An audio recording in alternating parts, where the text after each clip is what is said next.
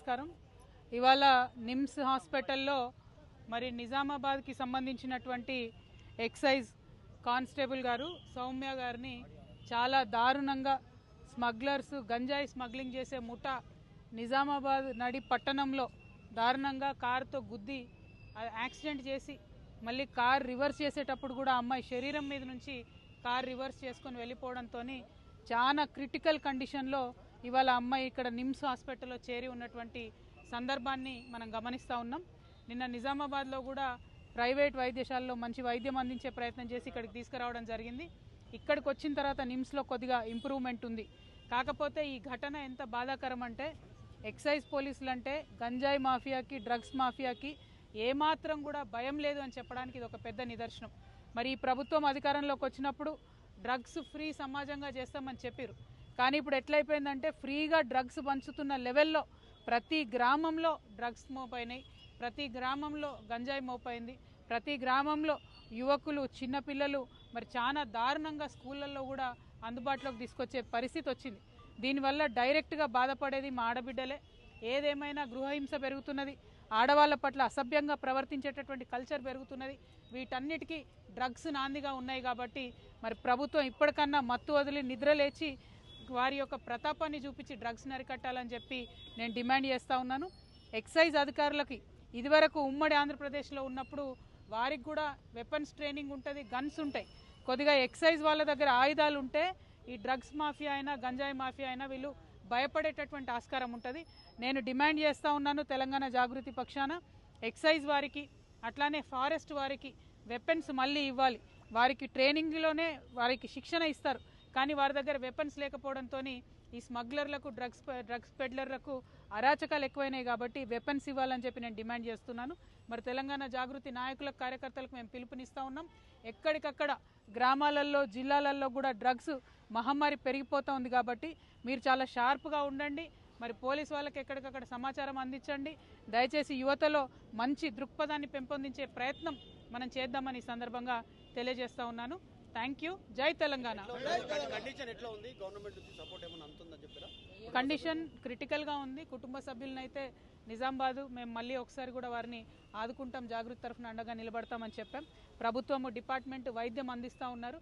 కానీ అసలు ఒక గంజాయి స్మగ్లింగ్ చేసే ముఠాకి మేము ఎక్సైజ్ కానిస్టేబుల్ ఢీ కొట్టొచ్చు అనే ధైర్యం వచ్చింది అంటేనే యాటిట్యూడ్ చాలా మారిపోయినట్టు అర్థం, విచ్చలవిడితనం పెరిగిపోయిందని అర్థం.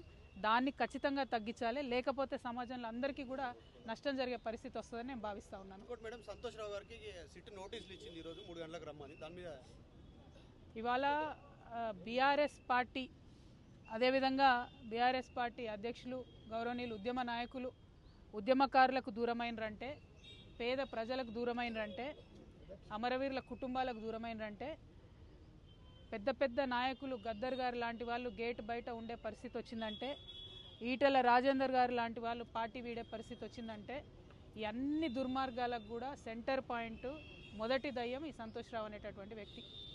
మరి ఆ సంతోష్ రావు గారిని సిట్ ఇప్పుడు పిలిచిందని చెప్తూ ఉన్నారు ఫోన్ ట్యాపింగ్ విషయంలో. కానీ ఈ ముఖ్యమంత్రి గారు, ఈ గుంపు మేస్త్రి గారు, ఆయనకు ఉండేటటువంటి ప్రధాన గూఢాచారి కూడా ఈ సంతోష్ రావే. ఫామ్ హౌస్లో కేసీఆర్ గారు సగం ఇడ్లీ తిన్నారా ఫుల్ ఇడ్లీ తిన్నారా అనే ఇన్ఫర్మేషన్ గుంపు మేస్త్రికి ఇచ్చేదే ఈయన. మరి గుంపు మేస్త్రి గారి ఆయన గూఢాచారిని శిక్ష వేస్తాడా లేదా నాకు తెలియదు, నాకైతే నమ్మకం లేదు. సిట్టు పిలవడం వరకు బాగానే ఉంది, తదుపరి చర్యలు ఎట్లుంటాయనేటటువంటి అంశాన్ని చూడాలి. అదేవిధంగా మరి బీఆర్ఎస్ పార్టీ కార్యకర్తల నాయకులు కూడా గమనించుకోవాలి. ఇటువంటి దుర్మార్గుడికి హరీష్ రావు గారు కేటీఆర్ గారు ట్వీట్స్ చేపెట్టి వత్తాసు పలకడం ఎందుకో అర్థమైతలేదు నాకు. మొత్తం పార్టీలో అనేక మంది నాయకులకు కన్నీళ్లు తెప్పించి రక్త కన్నీరు పెట్టించినటువంటి దుర్మార్గుడు, మొదటి దయ్యం, నేను ముందు నుంచి చెప్తున్నటువంటి దయ్యం ఈ వ్యక్తి. మరి ఈ వ్యక్తి ఇవాళ వచ్చిండంటే చట్టం కరెక్ట్గా తన పని చేస్తే శిక్ష ఖచ్చితంగా పడుతుంది. కానీ గుంపు మేస్త్రి గారు ఈ గూఢాచారిని కాపాడుకుంటాడని చెప్పి నేను అనుకుంటా ఉన్నాను. మరి అటువంటి పరిస్థితి రాకుండా పోలీస్ డిపార్ట్మెంట్ వాళ్ళు పకడ్బందీగా మీ పని మీరు రాజకీయాలకు అతీతంగా చేయాలని కూడా డిమాండ్ చేస్తాం. టానిక్ విషయంలో కానీ గతంలో ఆయన మీద వచ్చిన అవినీతి ఆరోపణల పైన కూడా ముఖ్యమంత్రి చర్యలు తీసుకోలేకపోయిండు, ఇంటర్నల్ ములాఖత్ అయిపోయిందని మీరు గతంలో ఆరోపించారు, ఇంత చెప్తా ఉన్నారు. మరి కేసీఆర్కి తెలియదా? కేసీఆర్ పక్కనే ఉంటున్నారు కదా సంతోష్ రావు గారు. నేనేమంటున్నా అంటే ఒక్కొక్కసారి మన నీడను కూడా మనము గుర్తించలేనటువంటి పరిస్థితి వస్తుంది. మన చుట్టూ ఉన్నటువంటి వాళ్ళు మన కళ్ళను కప్పేసేటటువంటి పరిస్థితి కూడా ఒక్కొక్కసారి వస్తుంది. మరి అటువంటి పరిస్థితుల్లో ఉద్యమకారులకు దూరమయ్యి అలా బీఆర్ఎస్ పార్టీ ఓడిపోయి ఆగమయ్యే పరిస్థితి వచ్చింది. మరి ఉద్యమకారులకు ఉద్యమ నేతను దూరం చేసిన పాపం మాత్రం ఈ దయ్యాన్ని వదిలిపెట్టదని నేను అనుకుంటా ఉన్నాను. కానీ మళ్ళీ చెప్తున్నా, నేను గుంపు మేస్త్రి మీద నాకు నమ్మకం లేదు. గుంపు మేస్త్రి గారి గూఢచారి ఆయనను కాపాడుకుంటాడనేటటువంటి ఒక భయం అయితే నాకుంది. అందుకే నేను డిపార్ట్మెంట్ వాళ్ళకి అప్పీల్ చేస్తూ ఉన్నాను, పక్కడబందీగా వెనకాల ఏముందో ఇన్వెస్టిగేట్ చేసి తీయండి. Thank you. జై తెలంగాణ. గతంలో మీ ఫోన్లు, మీ కుటుంబ సభ్యుల ఫోన్లు కూడా ట్యాప్ అయినటువంటి అనుమానాలు మీరు వ్యక్తం చేశారు. మీకు కూడా సిట్ నోటీసులు ఇస్తుంది అనుకోవచ్చా? చూద్దాం ఏమవుతుందో, నాకైతే తెలియదు. Thank you. జై తెలంగాణ.